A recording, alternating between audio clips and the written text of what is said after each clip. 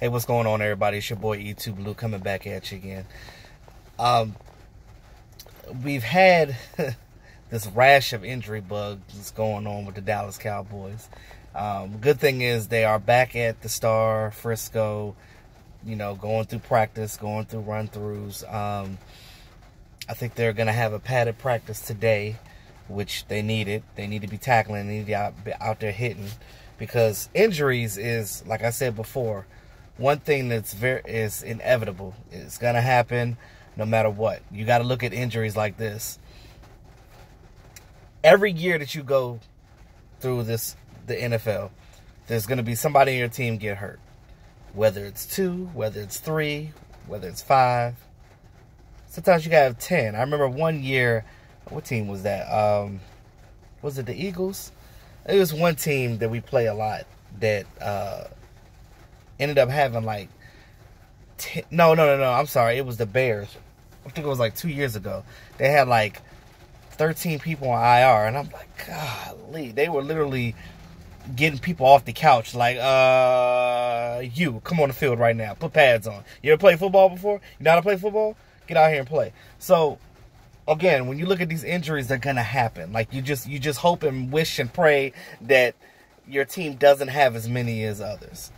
I think Mark mentioned this before about, we've had this conversation before about teams raising the number of guys on the roster, because I've always said that like 53 players was never enough.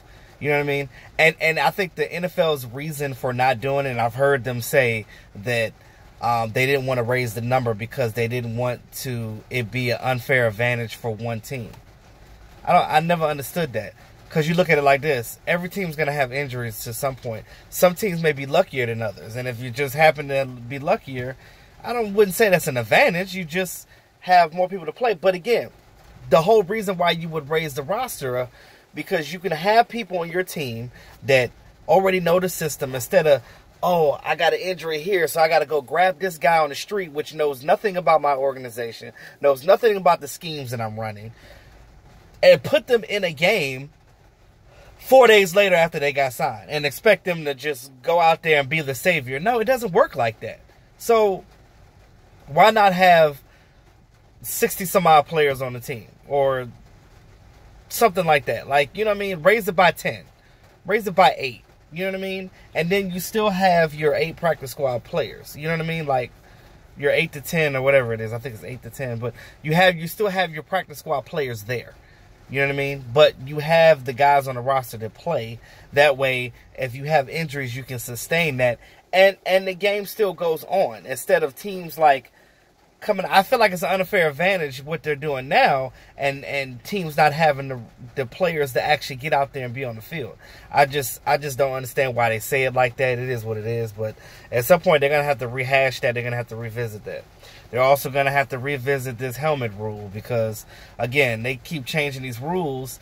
And at some point, football is going to be two-hand touch, because as a defender, how do you even and I understand, like, you look at, like, back in the day when they were allowed to tackle and hit hard and do all this because it wasn't regulated like that. Now it's like everything they do, it's like they have to, you got to hit them in a certain part of the body and this and that, and you can't lead with your helmet. I understand all that. But, like, when you're tackling somebody and they lower their helmet, it's going to be a helmet-to-helmet because you're already tackling them in a certain spot, but that person lowers their helmet and all of a sudden it's a penalty. I just think that that's going to be a train wreck, because you get into games and then all of a sudden the guy's trying to tackle somebody and make a play and you call it, and then they got a penalty, a 10-yard penalty, and now the other team has a chance to march down the field and win. And then that player is sitting there losing their confidence because, like, damn, I got to half-ass tackle you because I can't tackle you. I can't wrap you up because they're going to call it. Because I'm being too forceful, or I'm defenseless receiver, whatever that is. Like, it's just it's a thin line, and they have to come to a consensus on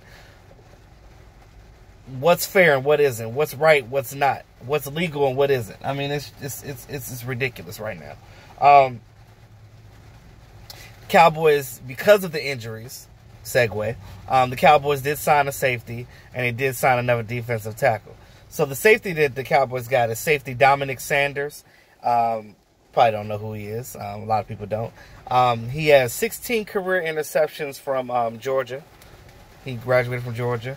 He was an undrafted rookie for the Eagles this year. And I guess they didn't keep him long. I don't know. Maybe the Eagles have really good DBs or something like that because they didn't keep him long. He didn't even. I don't even think he even made it to training camp. But that's what we have at safety, Dominick Sanders. I'm gonna do a little bit more research on him to try to find some of his college tape because that's the only thing that he has. He doesn't have any NFL work yet. Again, depth guy, because Jamil Showers is on IR, and he's done for the year. God, I feel so sorry for Jamil Showers. It's like he was trying to be a quarterback for the Cowboys, and they switched him over to safety, and I just feel like, I don't know. I don't even think that he's probably going to be on this team after this year, which sucks, though, because I was really gunning for Showers, not necessarily because of his skills, because I just thought that he deserved that chance because he never really got a chance to get situated in a position. Like, I feel like if they would have gave him one more chance at quarterback, I feel like he could have been a capable backup for Dak, I believe. But, you know, he never got a chance to run with the ones. That's the problem. They kept running Showers with the 2s and the 3s and expected him to make something out of nothing. And then when he failed, they just didn't. They just was like, all right, we're going to move you to safety. What?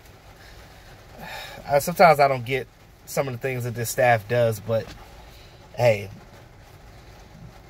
they're the coaches. They get paid the money. I don't. So, we also signed a defensive tackle, Caraun Reid. I know some of you guys may know who that is. He's a 4-year veteran. He came from, he played in 34 career games. He came from the Lions.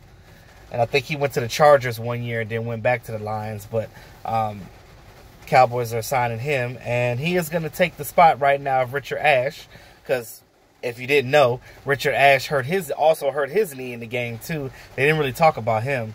But he hurt his knee, and they waive injured him. But I think that if he clears waivers, they're going to put him back on, not the active roster, obviously, but they're going to put him on IR with Jamil Showers. So if he clears waivers and no other team claims him, but I don't think another team is going to claim an injured player. So I'm pretty sure that he's going to end up being on IR with Jamil Showers.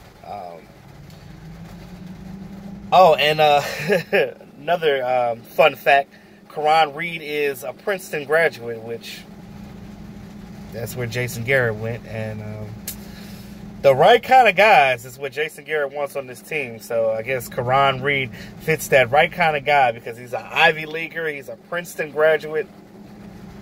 Go for it.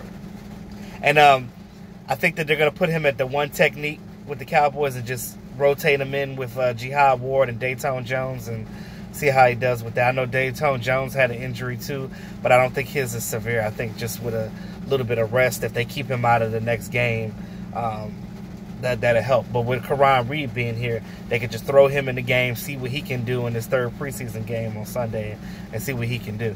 So, yeah, that's pretty much all I got. I just wanted to update on that.